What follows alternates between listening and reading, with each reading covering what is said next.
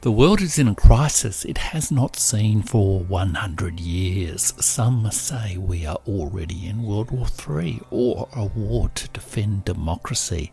I say a new multipolar, free and fair world is being born. We should not panic, and on the Burning Archive I offer you calm reflections to guide you through the crisis. Each week I focus on one big event from the multipolar world, connect to real stories of history, and share a fragment of the cultural heritage of the multipolar world that might help you live well through the crisis. This week on the Burning Archive, we look at democracy, not the democracy being defended by the West, but democracy in India, the world's largest democracy. Or is it a dead democracy? Or is it the mother of democracy? They are the questions on today's Burning Archive. What thou lovest well shall not be reft from thee. I am Jeff Rich. I am an independent author and podcaster and a writer of history and poetry and all sorts of weird things. And I make this podcast, the Burning Archive podcast, from a unique perspective as both a retired government official who spent 30 years wrestling with the real issues of the world, and a historian who is curious about all the world's cultural traditions and all its various traditions of responsible statecraft. And this week on the Burning Archive, I am turning my attention to India, the world's largest nation now by population, and the world's largest democracy, and home to many of the world's greatest cultural traditions, religions, and traditions of statecraft, and indeed potentially also the home, or one of many homes, of the traditions of democracy in the world. And over recent months, a huge debate has broken out about democracy in India. It is, in a way, connected to the discussion of democracy in the West that has been going on, especially virulently over the last decade or so, and especially, of course, after Donald Trump was elected president of the United States of America in 2016. Is democracy dying in the darkness, as the Washington Post says? Or is America defending democracy bravely in Ukraine? Or is America undermining democracy all around the world? Do non-Western political traditions offer a path not only for their own civilizations, but even for the West in terms of a better democratic future? And just why does India lay claim, as its Prime Minister Narendra Modi has said multiple times, that India is the mother of democracy? Not Athens, but India. So what has happened? Let's look at this big event in the multipolar world. During the week, a furore has broken out in India because an opposition politician, leading opposition politician, Rahul Gandhi, and yes, that is from the Gandhi dynasty that largely ruled India for most of its post-1948 existence. Rahul Gandhi, the leading figure in the opposition Congress Party, made remarks to British elite audiences in Britain that democracy had died in India. And there were shrill and fevered and angry demands in the Indian Parliament, Lok Sabha, or the House of the People, the lower house of the Parliament. In fact, there were angry demands that Rahul Gandhi apologise for insulting India in this way. Indeed, the Lok Sabha Parliament was closed for a day or two because the emotions were running so high. And Rahul Gandhi's remarks were perhaps badly timed, coming in a moment of swelling pride for India as it both smashed Australia in the cricket, perhaps also in the diplomacy, and of course on the eve of India winning 2 Oscars in the Academy Awards, one for the film RRR, or the song of the film RRR, Natu Natu, and another for a documentary. But the controversy was much bigger than that. So what is really going on? How do we make sense of this? Rahul Gandhi's remarks went against a major theme of the current government of India, which is led by Narendra Modi and the BJP, which means Indian People's Party. Bharatiya Janata Party is what BJP stands for. And that government has been in place since 2014, and it has made a major theme of its government a sort of, I don't think populist is quite the right term, some say Hindu nationalist, but there's certainly a growing pride and strength of India's growing role in the world, and a strong celebration, not just limited to the government, but broadly across many Indian intellectuals, I would say, that celebrates India as not only the world's largest democracy, but as the oldest democracy and the mother of democracy. So to claim that the mother of democracy had died, and not only that, but to do so in the bosom of the old imperial exploiter in Britain, was really quite an insult. And this argument, I guess, that India is a mother of democracy reflects a growing cultural assertiveness of Indian and Hindu, and also often now India is referred to as Bharat, traditions. It's reflected in Narendra Modi's comments at the G20 summit that India, and indeed the speech that he made in Joe Biden's Summit of Democracies, in Joe Biden's first year of office, that India was the mother of democracy. But India's status as a democracy has been questioned by others in the West, and the insult felt by this is quite palpable if you look at Indian media. And it's been evident in a series of incidents where Western media organisations, leading Western figures or identities are critical of India's status as a democracy, and they are robustly rebutted by leading Indian figures. So, for example, George Soros, the billionaire Hungarian Jewish financier, who has a large foundation called the Open Society Foundation that has funded many, let's call it, pro-democracy NGOs all around the world, but is a very controversial figure, has recently said that India was, he begrudgingly said, a democracy, but it was not led by a Democrat.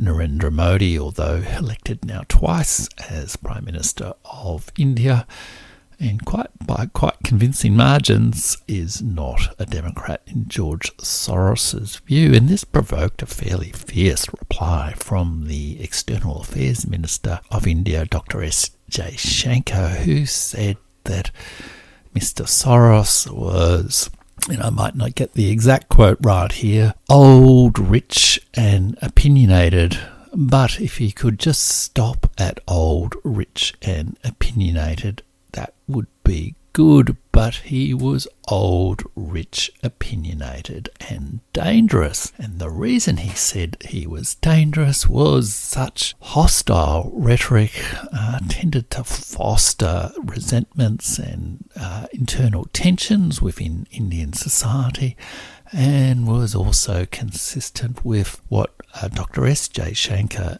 named quite directly as a conscious strategy of Western powers of engineering regime change in societies that they did not like.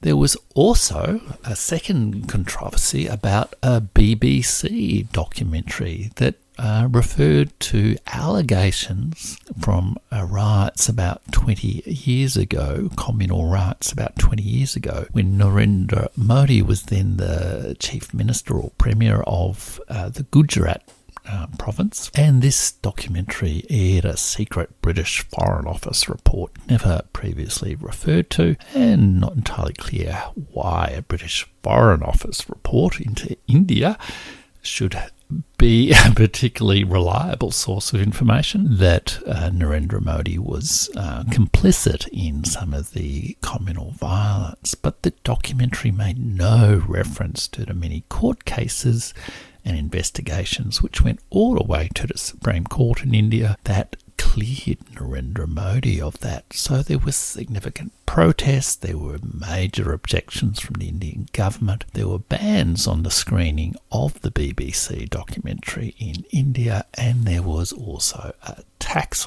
raid on the BBC's offices in India. Hopefully all those BBC journalists have been honest with their tax. And then there was a third example, which was there was a Hindenburg, which is a kind of like a financial investment banking rating type firm that raised some questions about corruption of the major Indian billionaire Adani and his company, including implying that the corruption might also go all the way to the Prime Minister.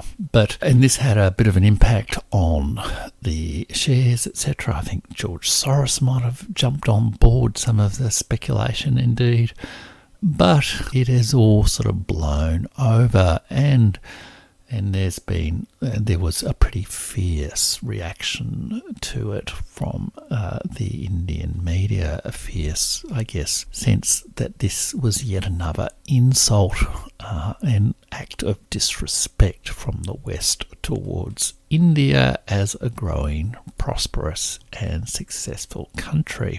And then fourthly, there was a study published in Sweden called, I think it's the V Democracy Survey, and it's published by an institute that, yes, you guessed it, is funded by George Soros, that found that India ranked 108th in the world for electoral democracy, behind nations like Tanzania, Bolivia, Mexico, Singapore, and even Nigeria. And this democracy raised the spectre that India was becoming an electoral autocracy, a very, very vague term indeed. And again, this survey has been seen as a slur within India, but has been used by people outside India to say, well, maybe Rahul Gandhi is right.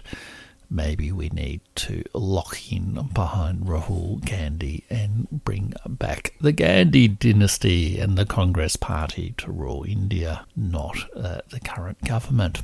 But the Australian-American political sociologist Salvatore Babones, and a shout-out to Salvatore Babones, who is also, I think, the chair of the Australia-India Roundtable, and a frequent commentator, a widely followed commentator in Indian media, has pointed out that this survey is a deeply flawed methodology, that it doesn't really distinguish between genuine and sham democracies, and it has fundamental problem, that its methodological problems make it actually useless as an indicator of the health of the world's democracies.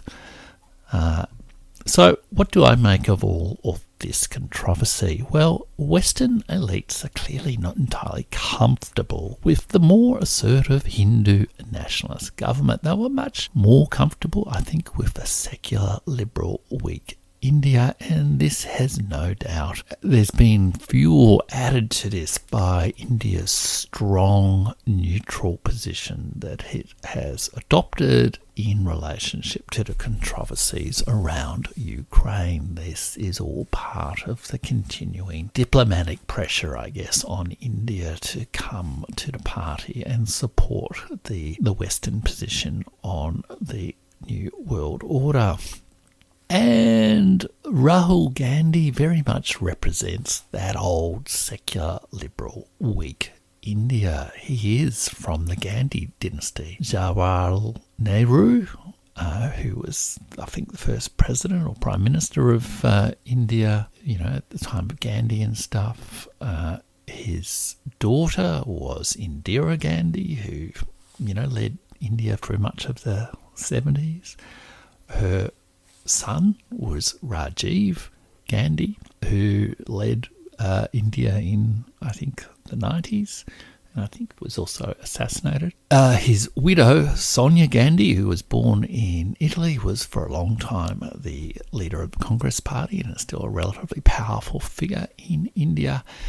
And the daughter of Rajiv and Sonia is Rahul. So it does seem a little bit odd that the scion of a multi-generational dynasty that has led, the one family has led India for, I don't know, a large proportion, 80-60% of its entire independent history since 1948, is moaning about the death of democracy when he is no longer in power.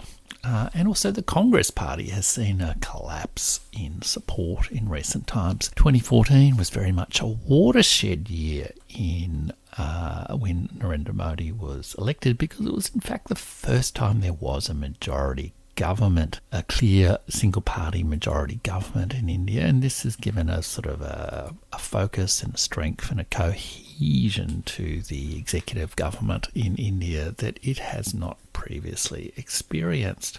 And India has also clearly practiced much more assertive diplomacy in those years as well. And this has perhaps led some of those Western elites to seek to denigrate Indian democracy, to perhaps not be such fierce defenders of democracy in India if it is not supporting the West's endless wars.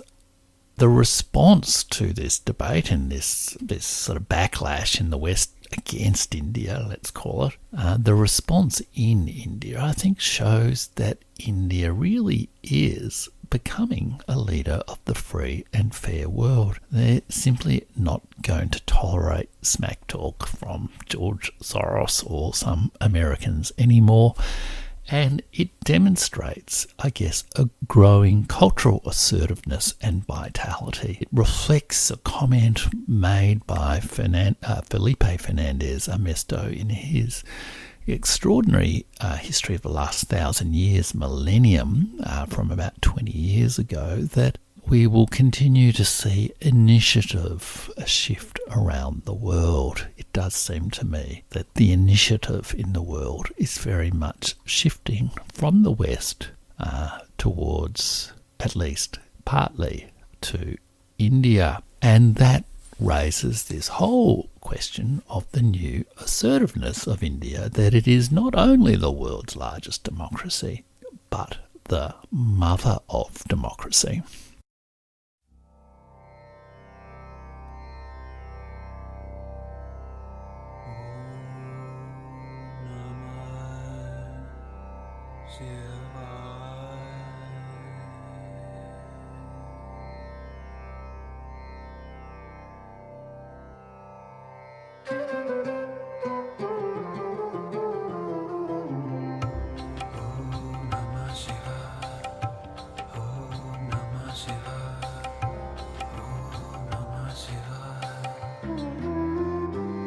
So what is the history of this idea of India as the mother of democracy? I was intrigued about this when I saw reference to it a few weeks ago.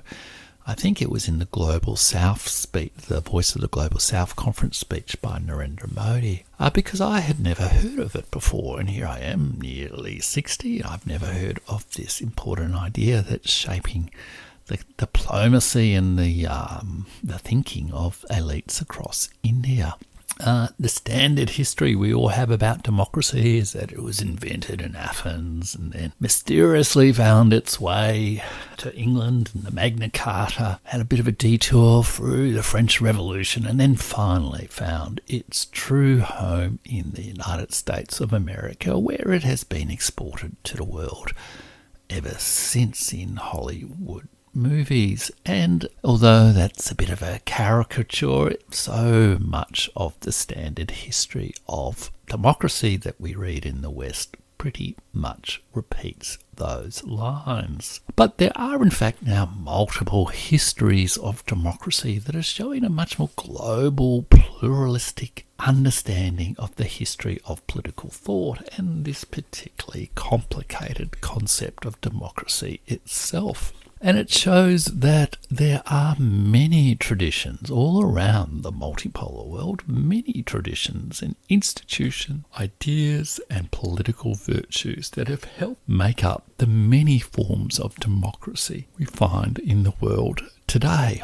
And when Indian historians and people, Indian cultural figures, refer to India as the mother of democracy, they are referring to several specific traditions, institutions, ideas, virtues, and periods of time in their history when some form of democratic practice, some form of democratic ethos prevailed. There were, in fact, democratic republics as well as kingdoms in several periods in Indian history, quite ancient Indian history, even before Athens, but also in the Chola or Kola Empire in the 900s.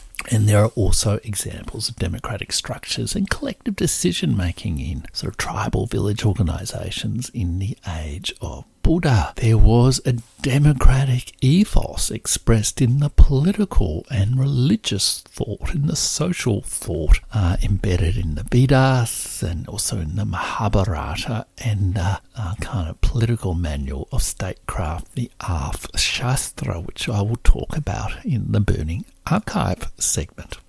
There's evidence of forms of political assembly and even concepts of elections, and there were also stone inscriptions at various times that expressed that ethos. There have been multiple examples of institutions, village self-government, republican or collective forms of government, as well as local justice institutions, some of which persisted with significant difficulty through the period of the British Raj, or the British conquest. And going to Britain, home of parliaments and all that kind of thing, Indian intellectuals actually had a very complex and deep engagement with liberalism, parliamentary liberalism, democratic liberalism in 19th century India. And there was an active debate with many British writers, thinkers, officials and politicians who sought to denigrate those Indian customs, laws and traditions, to paint India as naturally despotic, naturally unsuited to self-government, and so ready to be taken over by the British. The British, and more broadly the West, wanted to say that they taught Indian democracy, but it ain't necessarily so. And all of this has been brought together in a recent book by the Indian Council of Historical Research titled India, the Mother of Democracy. And I've also included in my most recent Substack newsletter, which you can sign up to by going to Jeffrich, JEFFRICH.substack.com, and I've got a few more of the references, etc., to those ideas about India as the mother of democracy there. But I guess what I would say overall is this little history of the idea of India as the mother of democracy shows that we're probably better off seeing democracy as a process rather than a fixed form of government, a reincarnation of Athens, a reincarnation of Westminster in other parts of the world. It does not belong in one place or one single source, and like many good ideas, it has many parents. So if you'd like to read a little bit more about that, check out some of the references in my most recent Substack newsletter.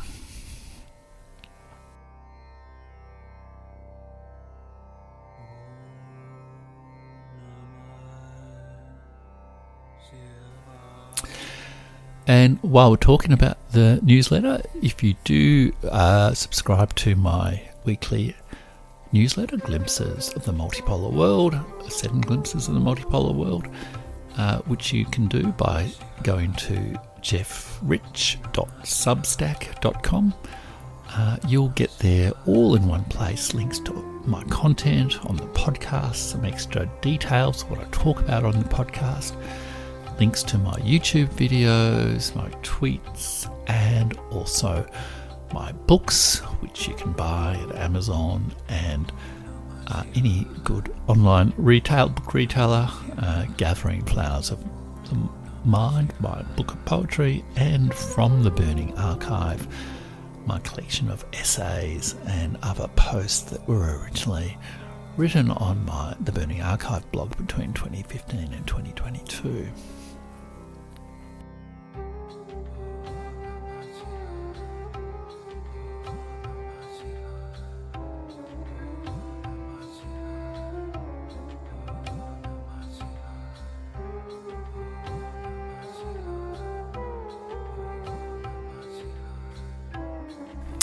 So let's talk about one fragment from the Burning Archive from the cultural history of the multipolar world that sheds some light on this whole question of India as the mother of democracy. And if we want to think afresh about democracy and take seriously the evidence that India may well be the mother of democracy, the mother of democracy, or at least one whole other branch of the family, then we might want to turn to some other texts other than Aristotle and Plato and Mill and the Western political tradition of political thought, and look at some of the profound and important ancient texts of the Indian tradition of political thought.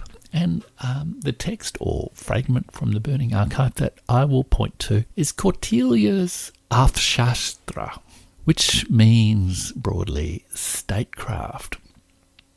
Now, this book may well be known by Indian listeners, but perhaps not other audiences. Arthshastra means statecraft, or sometimes it's translated as the more pedestrian oxymoron of political science.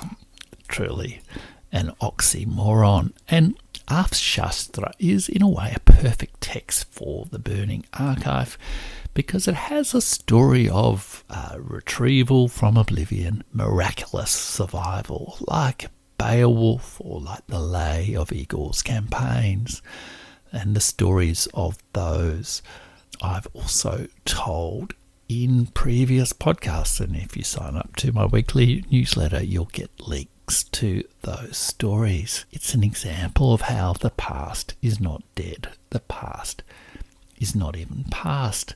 The Arthshastra was composed sometime between the 2nd century BC and the 3rd century of the contemporary era. It was known to be influential until the 12th century, but then was lost or went underground with Persian and Mughal and Muslim domination of India. For a long time, through the 19th and 18th centuries, it was considered lost by the British colonial era scholars. But then in 1905, on the eve of World War I, a Tamil Brahmin from Tanjore walked into the newly opened Mysore Oriental Library with a copy of the Arthshastra in Sanskrit written on palm leaves. It then was studied and became known and translated all around the world, and was soon regarded as one of the greatest manuals of statecraft ever written. Better than Machiavelli because less cynical and more focused on implementation in practice, I can say as a former bureaucrat, rather than power and systems in theory. It has also been compared to Sun Tzu and many other major works. And it, in a way, advocates a kind of welfare state, an early welfare state. It speaks of the importance of diplomacy and dialogue. It speaks of the importance of respect for law and seeking broad counsel. It speaks of the importance of kindness and compassion for the defeated, of the importance of wise counsel and good advisers and broad consultation. It argues that Dharma, or political virtue, can build Artha, or wealth or power.